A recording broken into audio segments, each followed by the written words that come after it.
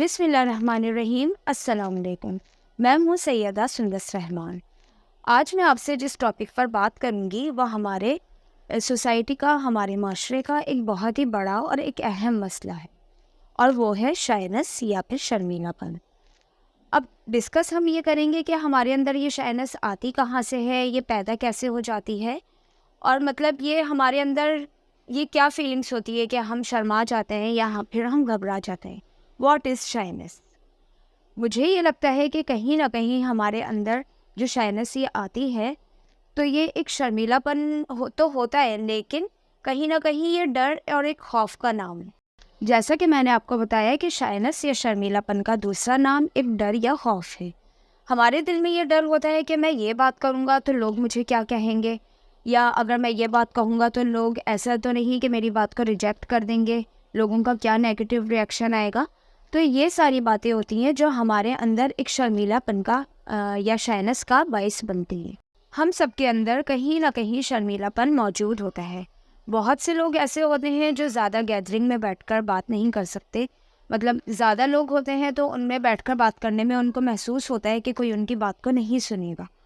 और या फिर ऐसा होता है कि कोई अक्सर लोग ऐसे होते हैं जो बड़ों के सामने बात नहीं कर सकते, या फिर अपने ऑफिस में या अपने काम की जगहों पे अपने बड़ों के सामने, अपने बॉस के सामने वो बात करने से बहुत डर रहे होते हैं, या प्रॉपर तरीके से अपनी बात किसी को नहीं समझा सक रहे होते।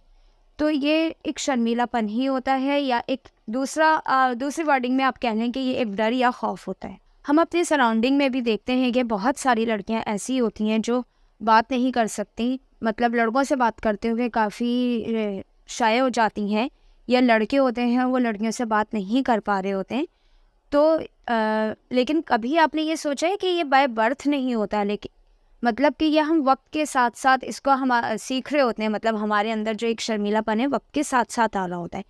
अगर आप एक छोटे बच्चे को की ही मिसाल ले लें, अगर एक छोटा बच्चा जो है उसको क्या खिला रहे हैं, क्या पिला रहे हैं, क्या पहना रहे हैं, मतलब वो क्या कर रहा है क्या नहीं कर रहा है, तो उसको कुछ फील नहीं हो रहा होता, मतलब वो कुछ भी नहीं शर्मा रहा होता है, किसी के सामने वो कुछ भी करने को तैयार हो जाता है। लेकिन जैसे जैसे वो बड़ा होता जाता है उसके अंदर एक मतलब शऊर आता जाता है, उसको ये पहचान होती जाती है कि लोग मेरे ऊपर हंस रहे हैं, मेरे ऊपर बातें बना रहे हैं, या अगर मैं कुछ गलत कर रहा हूँ तो लोग मुझे डांट रहे हैं, लोग मुझे मना कर रहे हैं।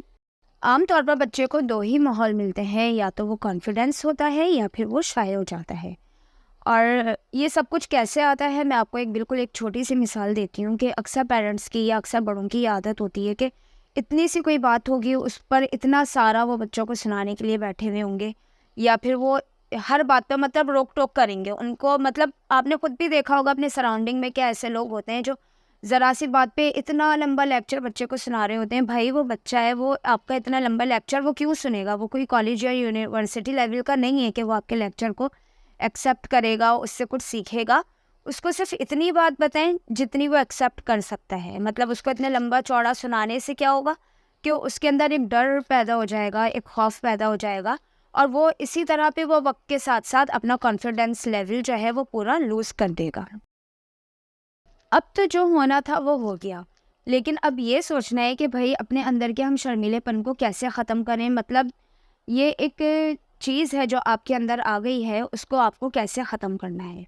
तो कुछ टिप्स हैं जो मैं आपसे शेयर करूँगी, उन पर अमल करके आपको शायद थोड़ी सी हेल्प मिल जाए अपने अंदर के डर और खौफ को ख़त्म करने में।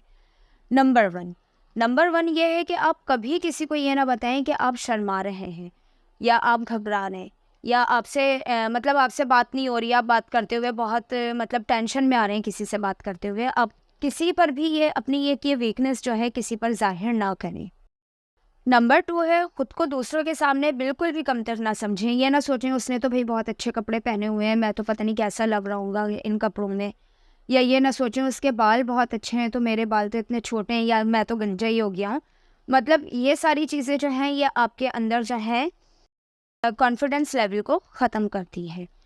अपने आप को बिल्कुल भी कमतर ना समझें। आप ये सोचें कि अगर मैं कहीं पर गया हूँ, किसी क्राउड में हूँ, तो मतलब मैं ही सबसे ज़्यादा अच्छा लग रहा हूँ और मैं ही सबसे ज़्यादा अच्छा बोल रहा हूँ। एक और ज़रूरी बात है कि रिजेक्शन को एक्सेप्ट करें। ये ना सोचें कि लोग क्या कहेंगे, लोग अगर कह रहे हैं तो उनको कहने दें। अक्सर लोगों की ये आदत होती है, मैंने बल्कि ख़ुद भी देखा है कि किसी ने कुछ किसी बात पे उनको टोक दिया तो बस भाई वो तो फिर उस बात पर इतने पक्के कायम हो जाते हैं कि मतलब वो काम तो ज़िंदगी भर करने को तैयार नहीं होते। लेकिन ये हमारी एक गलत आदत है। अगर कोई हमें रिजेक्ट कर रहा है तो हम उससे बेहतर करने की कोशिश करें, ये ना सोचें कि हमने इस काम को बस अब ख़त्म ही कर दिया, अब हमने इस काम को बस छोड़ ही दिया। और लोगों का काम होता है कहना, मतलब आप अच्छा भी करेंगे तो वो जब भी कहेंगे, और अगर आप बुरा भी कहेंगे तो मतलब बुरा करेंगे तो वो तो फिर बुरा कहेंगे ही कहेंगे, वो तो फिर एक है ना कि वो गलत ही है। लेकिन लोगों की बातों में नहीं है। मैं आपको सिंपल आपसे यही कहूँगी, आपको जो करना है आप वो करें। जिस काम से आप सेटिस्फाई होते हैं आप उसी काम को करें, और किसी का भी नहीं सोचिए, ठीक है? और ऐसा करने से आपका कॉन्फिडेंस बिल्ड होगा। लोगों से बात करें, उनको सलाम करने में पहल करें, आई टू आई कांटेक्ट करें स्माइल के साथ।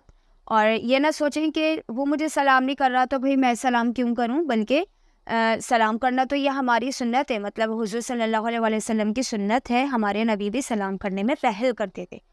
तो बड़ा हो छोटा हो, मतलब आपका कोई जानने वाला हो तो आप आगे बढ़कर उससे सलाम करें, उससे हाथ मिलाएं।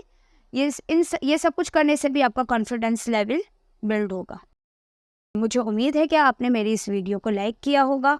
आप इसको शेयर करें और मेरे channel Syeda Sundas learning hub को सब्सक्राइब करें। शुक्रिया।